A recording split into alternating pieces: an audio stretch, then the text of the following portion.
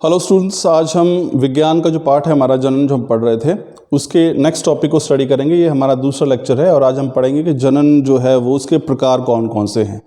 तो देखिए, अगर हम जनन की पूरी प्रक्रिया की बात करें तो आप देख सकते हैं जैसे कि यहाँ बोर्ड पे बिल्कुल क्लियरली मेंशन है कि जनन जो है वास्तव में वो दो प्रकार का होता है। यहाँ पे अगर आप देखेंगे तो जनन जो है वो बेसिकली कितने प्रकार का है, दो प्रकार का है। देख सकते हैं कौन सा है।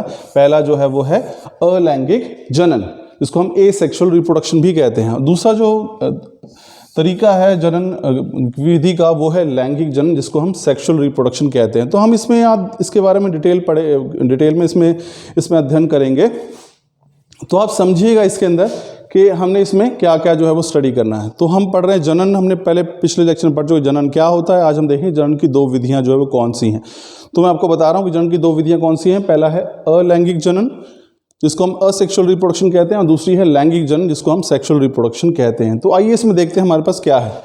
अब देखिए, सबसे पहले बात करेंगे अलैंगिक जनन की, एसेक्सुअल रिप्रोडक्शन। तो मुख्य चीज़ क्या है यहाँ पे अगर आप देखेंगे तो इसमें एकल जीव भाग लेता है। ये सबसे महत्वपूर्ण जो है गुण होता है अलैंगिक जनन का, एसेक्सुअल रिप्रोडक्शन। चूंकि किसी जीव की केवल एक ही जीव की आवश्यकता यहाँ पे पड़ती है, तो यानी कह सकते हैं कि यहाँ पे एक नया जीव जन्म लेता है, क्योंकि जनन क्या है, नए जीव को जन्म देना। तो यहाँ पे नया जीव जन्म लेता है, लेकिन इसमें केवल और केवल एक ही जीव जो है वो भाग लेता है। तो जब एक ही जीव से कोई नया जीव उत्पन्न होता है तो वो जनन कहलाता है अलैंगिक जनन।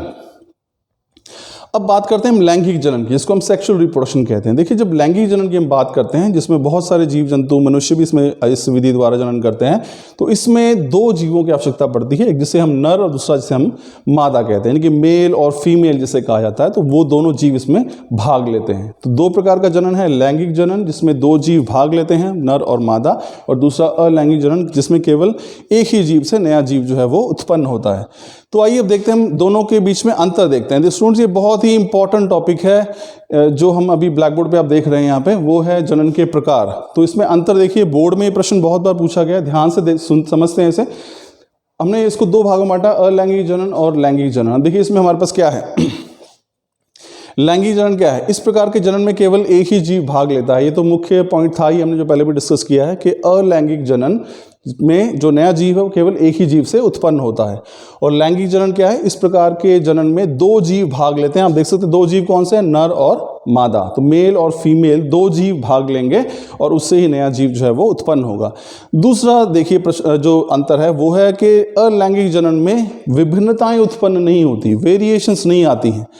अब देखिए इसमें इसको समझते हैं हम दोनों में अंतर पहले समझ लीजिए कि अलैंगिक जनन में विभिन्नताएं उत्पन्न नहीं होती, जबकि लैंगिक जनन में विभिन्नताएं उत्पन्न होती हैं। अब देखिए यहाँ पे विभिन्नताएं उत्पन्न क्यों नहीं होती, वेरिएशंस क्यों नहीं आती हैं, क्योंकि जो नया जीव है वो केवल एक ही जीव से पैदा होता है।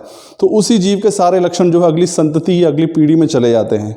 तो कुछ नया उसमें गुणधर्म जो है देखने को, अलग से लक्षण देखने को नहीं मिलते, इसलिए विभिन्नताएं नहीं आती हैं। जबकि अगर हम बात करें लैंगिक जनन की, तो यहाँ पे दो जीव, अलग अलग जीवों से एक संतति उत्पन्न हो रही है।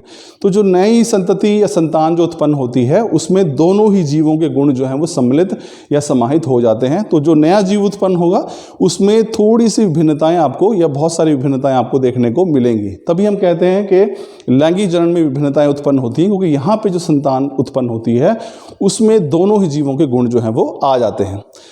अगला अंतर देखिए, यह निम्न श्रेणी के जीवों में पाया जाता है। जो अलैंगिक जनन है ये विधि बहुत पुरानी मानी जाती है और ये आमतौर पर जो है निम्न श्रेणी के जीवों में पाई जाती है, जो बहुत पहले धरती पर आए थे, जो जल में रहने वाले हैं।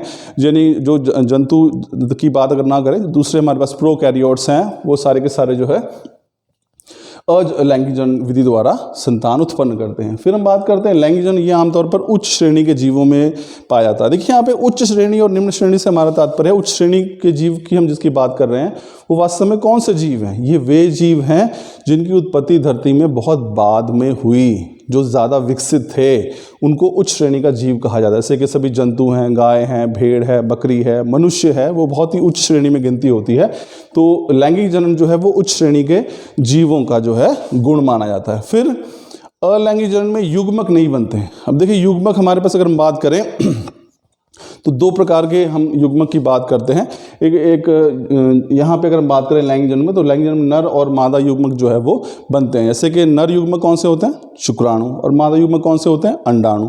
तो लैंगिक जनन में दोनों ही प्रकार के युग्मक बनते हैं, जबकि अलैंगिक जनन में ना तो शुक्राणु बनते हैं ना ही अंडाणु जैसी कोई सी युग्मक की हम बात करते हैं, क्योंकि यहाँ पे एक ही जीव से नए जीव ने उत्पन्न होना होता है।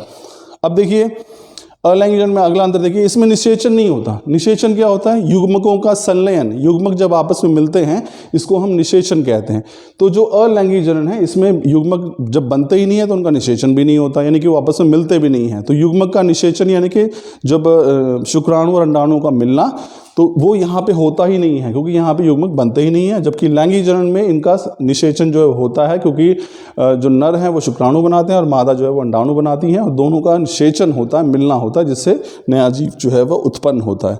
फिर छठे अंतर के तौर पर हम यहाँ पे उदाहरण देख सकते हैं स्टूडेंट्स।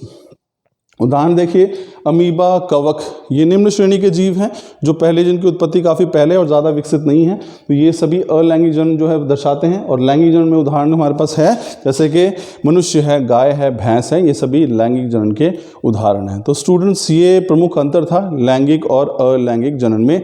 सबसे महत्वपूर्ण अंतर ये है कि अलैंगिक जनन में केवल एक जीव भाग लेता है, अलैंगिक जनन में दो जीव भाग लेते हैं। अलैंगिक जनन में भिन्नताएं उत्पन्न नहीं होती, लैंगिक जनन में भी भिन्नताएं उत्पन्न होती हैं।